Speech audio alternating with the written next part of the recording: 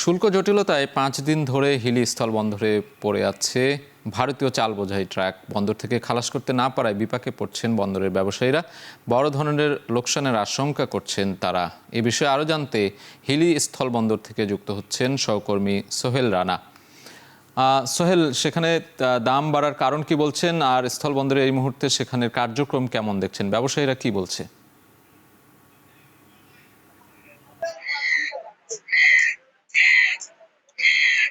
সাজিদ, সরকারি অনুমতি পাওয়ার পর হিলি স্থলবন্দরে যারা আমদানিকারক রয়েছেন তারা গত মঙ্গলবার থেকে ভারত থেকে চাল আমদানি শুরু করেছিলেন এবং চাল আমদানি সেটি কিন্তু এখনো অব্যাহত রয়েছে। তবে চাল আমদানি করবার পর ব্যবসায়ীরা কিন্তু একটা বড় ধরনের বিপাকে পড়েছেন। তারা যেটি বলছেন যে শুল্ক জটিলতার কারণে এনবিআর যে সার্ভার রয়েছে সেখানে এখনো ৫৯% শুল্ক দিয়ে ছাড়করণের যে বিষয়টি রয়েছে সেটি সার্ভারে থাকবার কারণে ব্যবসায়ীরা কিন্তু চালগুলো বিল অফ ফান্ডে দাখিল করে সেগুলো কিন্তু বন্ধ থেকে খালাস করে বাজারজাত করতে পারছেন না, কিংবা দেখা যাচ্ছে যে এই চালগুলো তারা গুদামজাত করতে পারছে না। এতে করে তারা বড় ধরনের ক্ষতির মুখে পড়তে পারে বলে তারা কিন্তু বলছে। তারা বলছেন মূলত বন্দরে চার্জ দিতে হচ্ছে ৫ দিন ধরে, কিংবা পার্কিং এর যে ব্যয়, অন্যান্য ব্যয় মিলে তাদের যে চালের যে ব্যয়টি, আমদানি ব্যয়, সেটি কিন্তু অনেকটাই বেড়ে যাবে। তারা বলছেন যে এটি যদি সরকার দ্রুত সমাধান না করে সেক্ষেত্রে এই চালগুলো নিয়ে তারা অনেকটাই বিপাকে পড়বেন বলে কিন্তু তারা বলছেন। আমি কাস্টমসের কর্মকর্তাদের সাথে কথা বলেছিলাম, তারা যেটি বলছেন যে বর্তমান যে ছাড়বারে ৫৯% শুল্ক রয়েছে, এই শুল্ক দিয়ে যদি কোনো আমদানিকারক চাল ছাড়করণ করতে চায় সেক্ষেত্রে তারা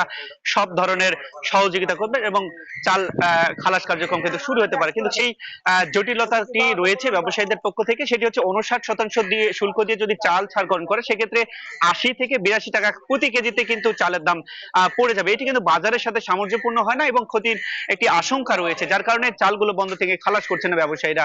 তো সব মিলিয়ে আরাফাত, বলা চলে যে চালের যে বাজার পরিস্থিতি সেটি নিয়ন্ত্রণে রাখতে গেলে কিন্তু এই শুল্কটি কমানো দরকার বলে কিন্তু ব্যবসায়ীরা দাবি করেছেন। ধন্যবাদ সোহেল। হিলি স্থলবন্দর থেকে যুক্ত ছিলেন সহকর্মী সোহেল রানা।